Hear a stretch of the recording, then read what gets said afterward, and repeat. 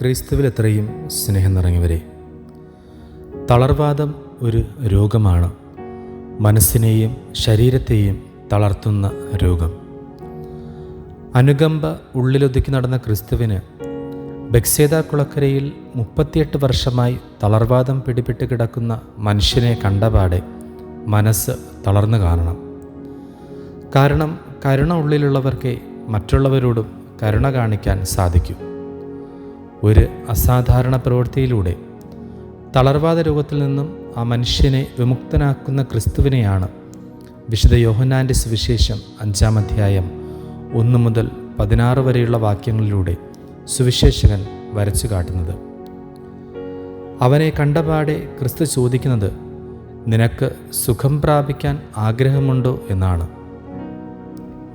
ചോദ്യം കേട്ടപാടെ ഇവനിൽ നിന്ന് എന്തെങ്കിലും ലഭിക്കുമെന്ന് ഉൾവിളി തോന്നിയ പാടെ അവനവൻ്റെ ദുരിതകഥകൾ ഓരോന്നായി ഇറക്കി വച്ചു.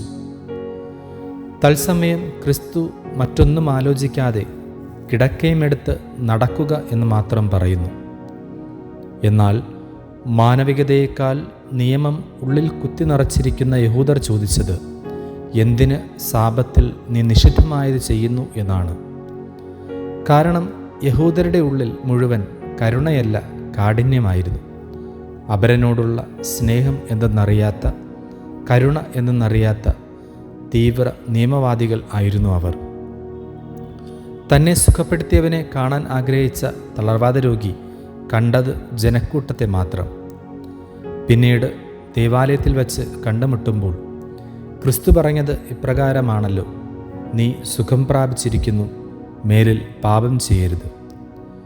ക്രിസ്തു തിരിച്ചറിഞ്ഞത് ഇതായിരിക്കണം. അവൻ്റെ പാപാവസ്ഥയാണ് അവനെ 38 വർഷം തളർത്തിക്കളഞ്ഞത്.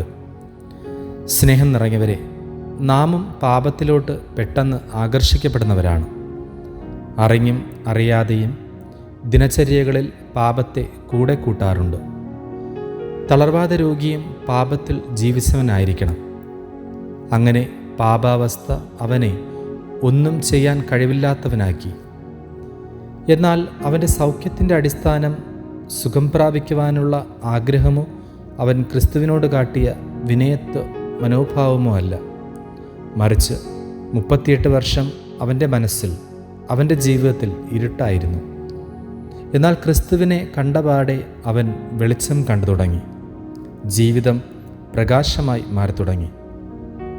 ആയിരിക്കുന്ന ഇടങ്ങളിൽ വെളിച്ചം പകരാനാകണമെങ്കിൽ ഒരാളുടെ ഉള്ളിൽ വെളിച്ചം ഉണ്ടാകണം. ഈ തപസ്സുകാലം ഇരുളടഞ്ഞ നമ്മുടെ ജീവിതത്തെ പ്രകാശമാക്കാനുള്ള ഒരു കാലമാക്കി നമുക്ക് മാറ്റാം.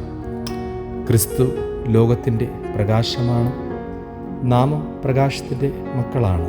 മത്തായി സുവിശേഷം 5-ാം അധ്യായം 16-ാം വാക്യം പ്രകാരം പറയുന്നു, അപ്രകാരം മനുഷ്യർ നിങ്ങളുടെ സത്പ്രവൃത്തിയിൽ കണ്ട് നിങ്ങളുടെ സ്വർഗസ്ഥനായ പിതാവിനെ മഹത്വപ്പെടുത്തേണ്ടതിന് നിങ്ങളുടെ വെളിച്ചം അവരുടെ മുന്നിൽ പ്രകാശിക്കട്ടെ. അങ്ങനെ നാം എത്രത്തോളം നമ്മിൽ നിന്ന് അകലുന്നുവോ അത്രത്തോളം ക്രിസ്തുവുമായി ഒട്ടിച്ചേരാൻ നമുക്കും കഴിയും. ദൈവം നമ്മെ അനുഗ്രഹിക്കട്ടെ. ആമേൻ.